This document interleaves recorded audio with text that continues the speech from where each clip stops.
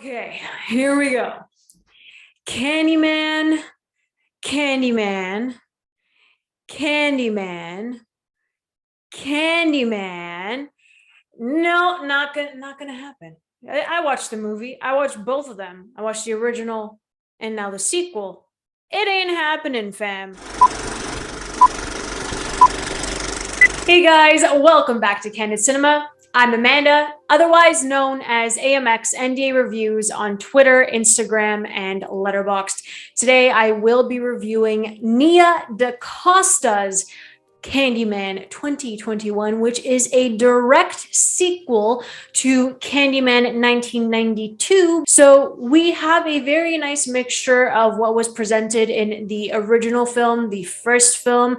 They kind of brought different aspects to it for this sequel, as every sequel does. So what I really enjoyed about DaCosta's Candyman is that it felt fresh. It felt like a modern day horror film. She did hit each horror beat, the typical conventions, the tropes. She did hit all of those. It was very stylized, which I really enjoyed, and it got me thinking about the future of DaCosta's films, like the Marvels for the MCU. So I'm really excited to see her moving forward because she does have a unique eye. There were some great choices, some great shots, great framing. Her choice to retell the urban legend in the way that she did was really interesting. You had the little puppets and the silhouettes instead of using flashbacks, which I really, really loved. It was a great choice to retell the story in a different way, and like a ghost story type of way.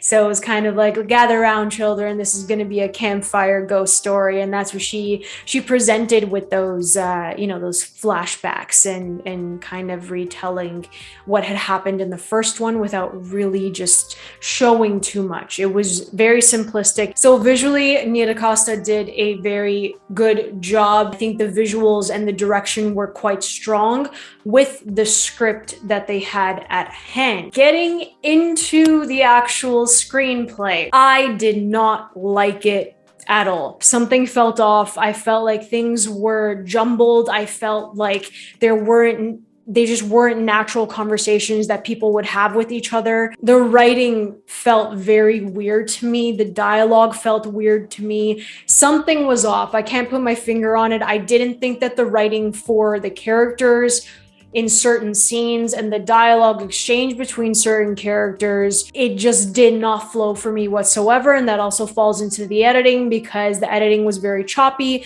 There were flashbacks to other Candyman attacks that didn't really fit into the narrative that they were trying to form. Specific moments for Brianna's backstory, which is Teyonah Parris, and she knocked it out of the park.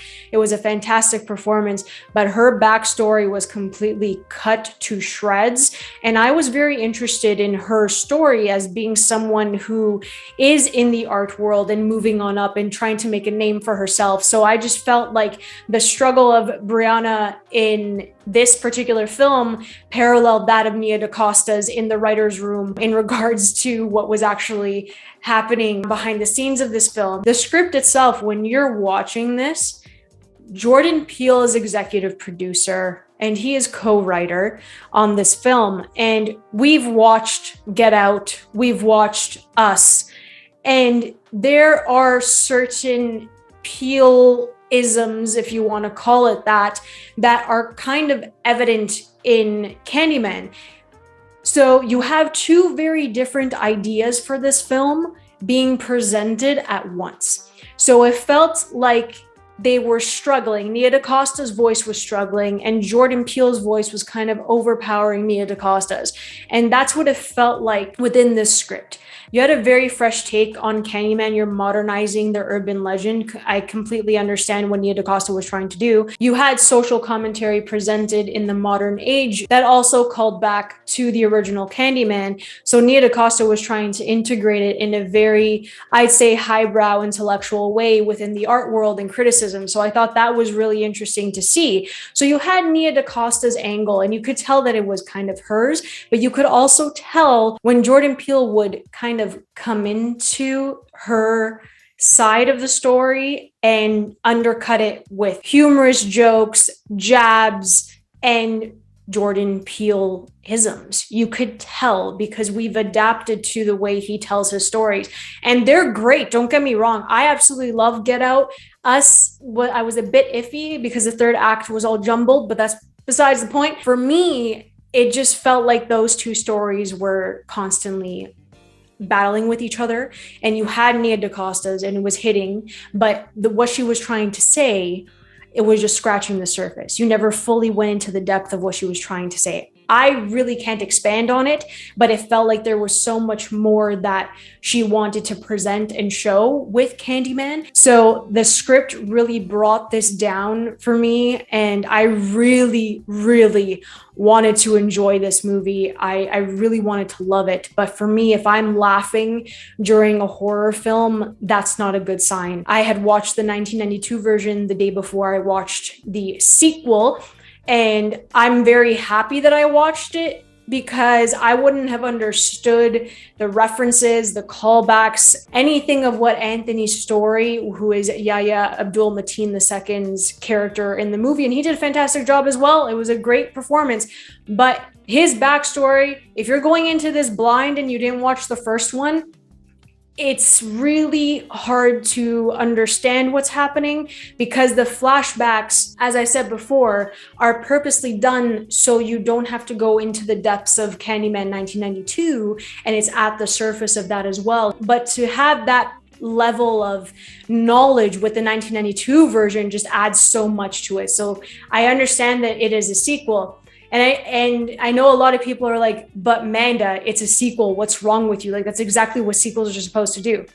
They did not market this as a sequel, my friends. That is the issue. Nia DaCosta's remake of Candyman 2021, that's literally what they marketed this as. So I think that was just a little misstep on the marketing of this film. Again, the negatives I would say is the script. It really brought it down for me.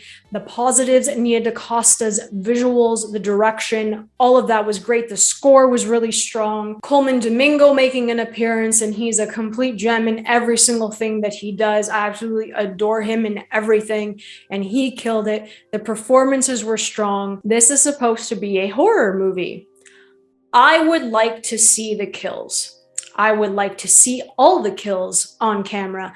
I understand that certain scenes, certain kills are more effective when the camera is not pointing in the direction of the actual murders. I understand all of that, but there weren't that many in Candyman to begin with, so I would have liked to actually see them on screen. And the ones that we did see, the practical effects weren't that strong either, which had people in my audience laughing because it just did not look real. Candyman, unfortunately, falls into a thriller category for me instead of actually being scared. I was more concerned with the psychological effects of what's happening with Anthony and Anthony's mind and, you know, his physical body. There was some body horror, I understand. Not to the extent that people are saying that like it was fantastic body horror. I didn't think it was that strong, to be perfectly honest. So I personally gave Candyman 2021 a 2 out of 5 stars.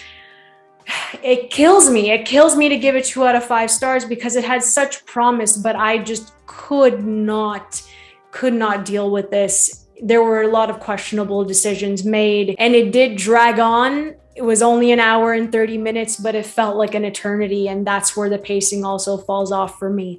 So if you guys enjoyed Candyman, please let me know in the comments. I know I just gave it a 2 out of 5 stars, but I would love to hear your thoughts. I'm always down to talk about it. If you enjoyed this video, please like and subscribe. You can always find me over at AMX NDA Reviews on Twitter, Instagram, and Letterboxd. I'll see you guys next time. Keep watching movies.